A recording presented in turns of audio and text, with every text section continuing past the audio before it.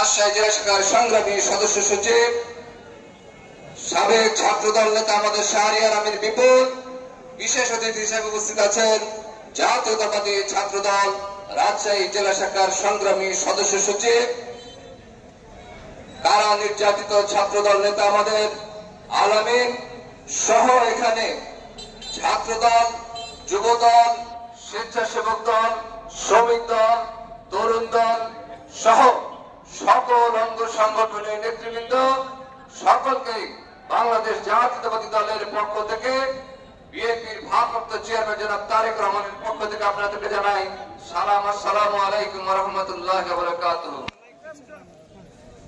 আজকে আমরা উপস্থিত হয়েছি এখানে, আপনারা অনেকেই শুনেছেন যে বিএনপি সংস্কারের জন্য 2023 সালে যখন আওয়ামী লীগ ক্ষমতায় ছিল, যখন কেউ সংস্কারের কথা সাহস করে বলতে পারে নাই, কোন দল বলতে পারে নাই, কোন ব্যক্তি বলতে পারে নাই, তখন বিএনপি প্রথম বলেছে এই সংস্কারের কথা, যে রাষ্ট্র বিভিন্ন প্রতিষ্ঠানকে ধ্বংস করে দিয়েছে বিগত স্বৈরাচার হাসিনা সরকার, এই সমস্ত রাষ্ট্রীয় প্রতিষ্ঠানগুলি, সাংবিধানিক প্রতিষ্ঠানগুলিকে সংস্কার করতে হবে, নিরপেক্ষ করতে হবে, সেই জন্য 31টি রূপরেখা দিয়েছিলেন। আজকে অনেকে সংস্কারের কথা বলেন, অনেকে আবার বিএনপিরও সমালোচনা করেন যে তারা সংস্কার চায় না, কিন্তু বিএনপি প্রথম সংস্কারের কথা বলেছে এবং তা বাস্তবায়ন করবে আগামীতে নির্বাচনের মাধ্যমে ইনশাআল্লাহ। বিএনপি কোন প্রতিহিংসার রাজনীতিতে বিশ্বাস করে না।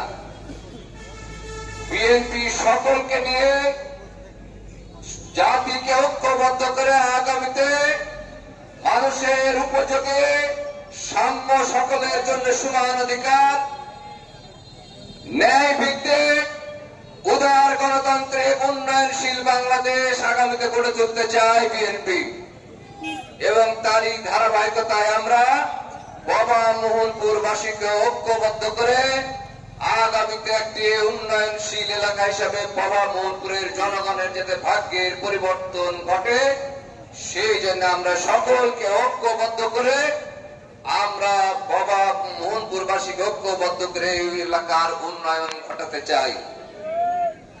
শ্রদ্ধেয় এলাকাবাসী, 31 দফা আপনারা জানেন যে প্রথমে একটি দফা, সেটি হচ্ছে নির্বাচনকালীন সময়ে, জাতীয় নির্বাচনকালীন সময়ে একটি নিরপেক্ষ সরকার থাকবে, যে সরকারের অধীনে কোন আওয়ামী লীগ, বিএনপি, জামাত বা জাতীয় পার্টির নেতা থাকবে না। সেই সরকার বাংলাদেশে একটি সকলের অংশগ্রহণে, সকলের কাছে গ্রহণযোগ্য একটি সুষ্ঠু নিরপেক্ষ নির্বাচন উপহার দিবে, এবং সেই নির্বাচনের মধ্য দিয়ে যারা বিজয়ী হবে তারা রাষ্ট্র পরিচালনার দায়িত্ব পাবে।